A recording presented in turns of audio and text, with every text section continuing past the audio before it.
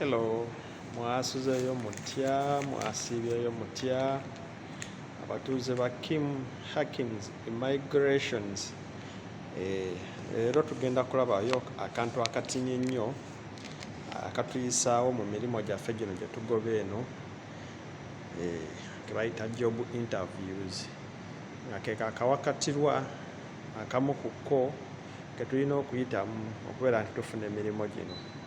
However much olina ssente, however much visa oziguze, naye eri visa gye ziva okusooka okukonsidaringa nti nno gwe oyitewo, yeyo interview gye bakuwa. Mubeeramuko ku bibuuzo ebingi ennyo bye tuyinza okuyita the common interview questions ze tuba tusaana okumanya, naye nga ku ezo interviews si ate si kye kinene ennyo ekituyisa ebibuuzo ebyo. Waliwo ebintu ebirala bye batunuulira, however much nga n'ezo interview questions obeera okoze ki?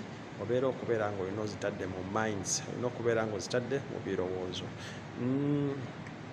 Tuba tutunuulidde interviews zino, ziba za categories nga 3. Waliwo kye bayita CV selection, ng'oli atunuulira butunuulizi CV, engeri gye wagiwandiikamu n'emunyumira, n'agamba ono omwana kyeka kye yawandiikako oba kyayogerako akimanyi, n'akuwa. Wabeerawo ne ze bayita online interview, nga oli ajja kuteeka ku ssimu oba ku online oba ku video call, n'akukubira akasimu n'akubuuza akajjogijogi w'ebibuuzo. Mwana wattu nno n'ebibuuzo nno tebitera kubeera nti bye bizibu ennyo, naye nga eyo naye ebeera format ya bibuuzo.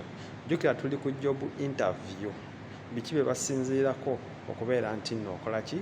Oyita interview yonna eba ekubuuziddwako. Nga tetunnaba genda wala, akapeesa ako kanyige, subscribinga, akadde okakube, okakase nti bino bye tugenda okubeera nga twejjukanyaamu wano zibeera nga master tips, okubeera nga ogenda okubeera nti ki? Oyita interviews zino tugendako, sharinga information eri banno, commentingako tuwayeemu naawe. Ekisookera ddala nga tumaze okulaba ebika bya interview oba ebya job interviews, nkugambye waliwo selections, waliwo online, waliwo kye tuyita physical interviews oba physical participation with the interviewer. Awo wafubutuka kajjogijogi w'ebibuuzo n'otunula omusajja ng'ogenda okumeggana naye mu bibuuzo, w'omuwangula n'omukonvinsinga, kitegeeza omulimu aba agenda gukuwa.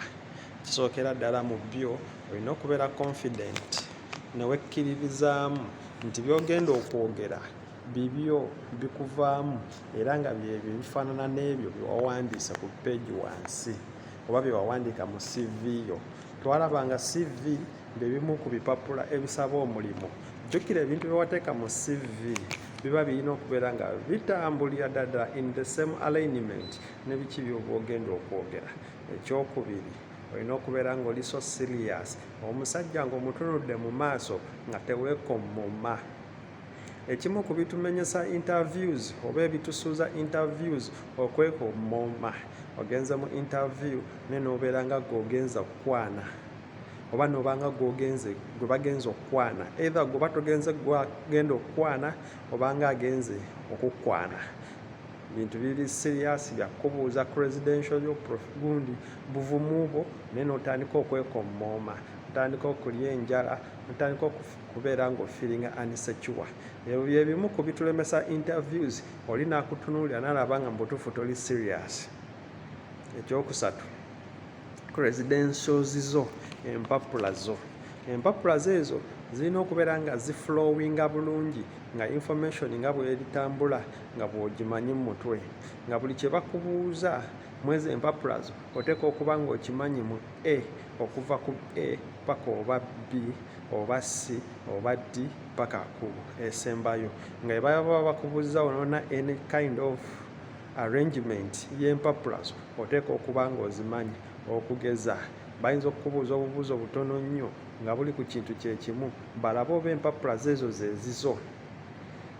ayinza okukubuuza olina emyaka emeka, omugamba nti nyina emyaka 37 n'akinootinga, n'addamu n'akubuuza ekibuuzo kye kimu naye ng'akikyusizza, n'akubuuza nti kozi wazaalibwa ddi, n'ogenda omugamba omwaka nga gwe wazaalibwamu nga tegurespondinga na question eri gye wamuzzeemu ey'emyaka 37, n'amanya nti kiri mu mpapula zo si kyekyo ekikyo, kitegeeza olina ky'ofaananya ekirala. Oba omuzungu kyayita impersonation, kwegamba olina empapula zeweeteekako ezitali zizo. Ekyo nakyo mukinootinga ennyo. Ekirala, mu mpapula zino oba zi credentials tetulina kulaga nnyo over confidence oba over qualifications. Ekyo kibi nnyo, kisinziira na mulimo ki ng'ogenda ku applyinga. Okushowinga over qualifications nga buli kimu gwakimanyi, ekyo kibi nnyo, tukikolera mu nsobi. Olina okubeera nga qualifications zo ziri medium, nga tolina kulaga nnyo nti no wasoma n'osukkawo, kubanga ojja kgenda challenging interviewer abifune mu bufunyi nnugu, agambe n'ekyokusooka omanyi nnyo, omulimu gwange ojja kuba oguteekako nnyo olugezigezi, ekyo kikummisa omulimo. So tolina kulaga over qualifications n'oba wasoma n'omalayo.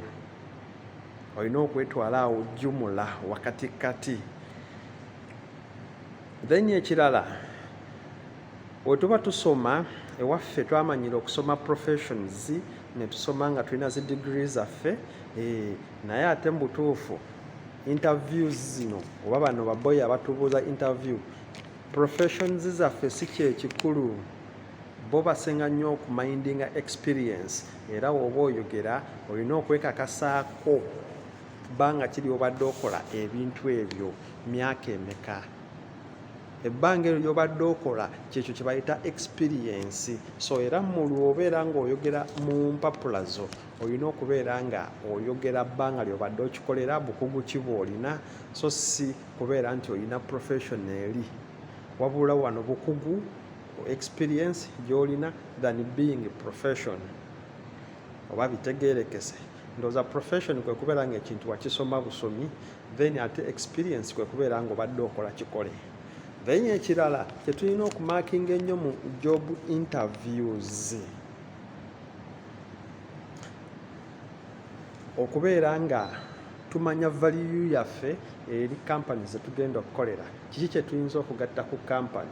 Ojja genda weeyogereko nga wasoma buli kimu okirina, naye nga tewenyonnyoddeeko gwe kiki ky'omanyi oba kiki ky'oyinza kugatta ku employer yo agenda okukuwa omulimu. Tomulaze kiki ky'oyinza mugattako, era aba ajja kubuuza why do you think I may hire you? Golooza nyinza kusinziira ku kyo ky'okola eky'okukuwa omulimu. Kitegeeza awo olina okumulaga value addition gy'olina mu ebyo bye wasoma na kiki ky'ogenda mukolera era ky'ogenda kugatta ku kampani ye ekiyinza ogijja ku step esooka eba okudda waggulu. Then ekirala, bw'obeera nga ogasimbaganye ne interviewer, tolina kubeera nga onnyonnyola by'atakubuuzizza. Kiba kiraga nti obeera ng'era ali qualified, wali kiri kye twayogedde kiyitibwa over qualification. Buli kibuuzo kyakubuuza ky'omuddamu nga toli nervous, process by process, nga togenze wagundi wa nayifu. Be free, beera ng'oli clear naye, buli kyakubuuza ky'oddamu, towe stressinga, tobeera nervous, okusobola okubeera nga ogasindigana naye. Katukomaawo, nsaba onyiga akadde ako osubscribinge, then olwo naaba nkomyeyo mu interview part 2 tujja kulaba basic common interview questions, ezimu ku ezo questions ba interviewer bano ze beemanyiiko obulungi ze babuuza, ze tujja okugendamu into details, tumanye nangeri ki gye tuyinza ozikola ki ozinnyonnyolamu interview okumukakasa nti ddala kalimu nkeetaaga. Tujja kulaba basic common interview questions ba interviewers ze basinga okubuuza, then ze tujja okukakasa tumanye engeri ki gye tuyinza ozinnyonnyolamu okukakasa ba interviewers bano nti mu butuufu twajja tumazeeko, twagala kalimu ako, twagala kukola. sigadde nze Kim Hakims. Teweerabira okunyiga akadde subscribinga information eno gisharingira abaana abo abaakajja mu field eno ey'okunoonya emirimu. Tusisinkane, see you, mbaagala nnyo.